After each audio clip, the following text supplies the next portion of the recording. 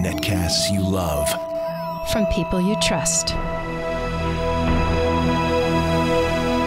This is Twit. You have, Shannon, the Toshiba Satellite S55T and the S75T. I do, yes. So both of these are in the same series, and they're basically desktop replacement machines because those still exist. Yeah. Personally, I like to separate out the PC that I build, and then I have an Ultrabook that I carry with me for work. Because you want for super travel. light. Because I want super light. These are not that laptop. These are both around the small one's about 5 pounds. The large one is a little bit heavier than that. So But it's 17 inches, right? Yes, they are. This one is 17. It's lucky that somebody still makes a 17. I mean, Apple doesn't make them anymore. 15 inches. So they're big, both though. really big sizes. Yeah. So they have very comparable specs as far as the insides go. They both have Intel Core i7s, the 4th generation, so new ones. Very fast. They also have 1 terabyte hard drives. They do not have solid state drives, surprisingly. Can you tell? You can tell whenever you're booting up and whenever you're changing around a little bit between the different programs, you can definitely see a bit of a lag.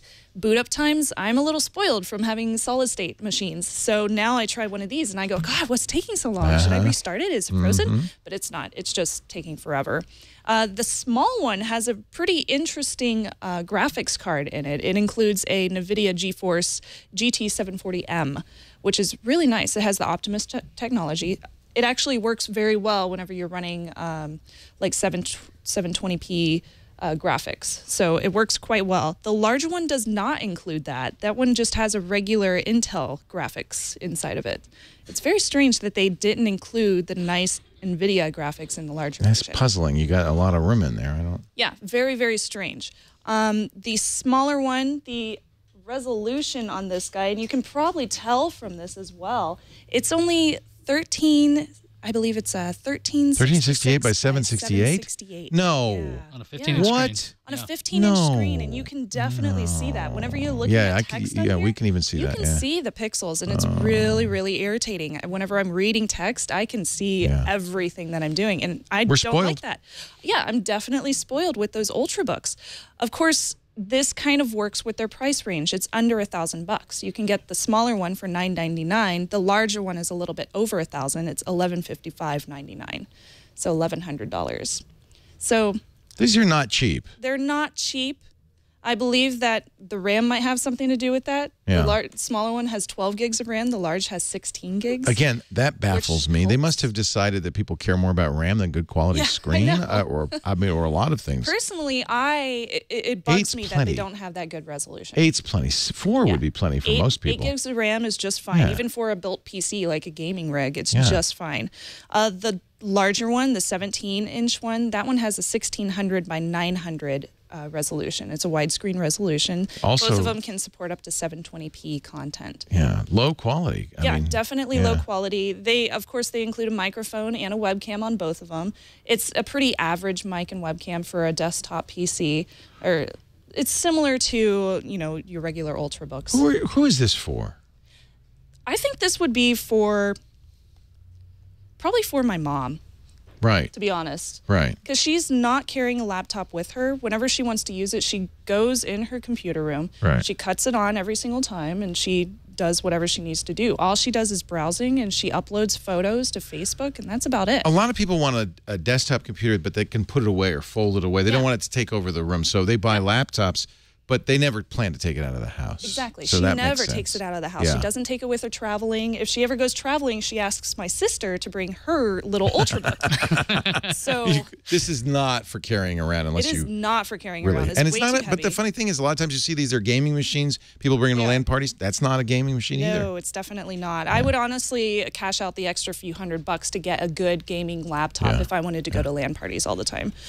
These do have a couple of good things about them, though. Of course, the graphics on the smaller one is pretty nice, even though the resolution's terrible. But they do have all the ports that you would need if you are going to replace your desktop PC. They have USB 3.0, VGA, HDMI. They have gigabit Ethernet in case you just want to plug into your router and never leave it. They're modern. Yeah. So it is somewhat and an modern. optical drive. And Yay. an optical drive, yes. And it's a regular DVD, though. It's not Blu-ray. Okay, but Mom wants that for burning out photos, for, Yeah, exactly.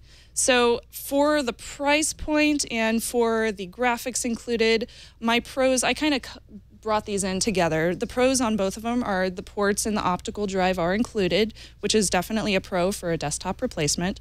Very nice graphics card, although not on the 17-inch version, and a full numeric keypad as well. The keypad is a little strange. The spacebar is kind of small on both of them. It's like 4 inches long. It's tiny. That's kind of weird. And it's a chiclet keyboard, although it is full, and both of them have that nice numeric keypad, which is great if you're an accountant or something and you're working from home. On the con side, there is a very high lip on the touchpad, so using your charms bar is going to be a little bit irritating whenever you're trying to push it out. So you can notice that sometimes it doesn't register or it registers a little bit late. Low resolution. It's slow to start up. Of course, that's because of the terabyte hard drive, and then battery life is not that great. It's about 4 hours or so, 4 to 5. So you would definitely be leaving this at home and keeping it plugged in all the time. Yep. So the first one, the 15-inch, I'm giving that one a try. I do like the graphics card. It does play 720p just fine. It would be a good desktop replacement. The large one, I'm giving that one a don't buy. I think they should have included the same graphics card in the larger one. But all in all, try and don't buy.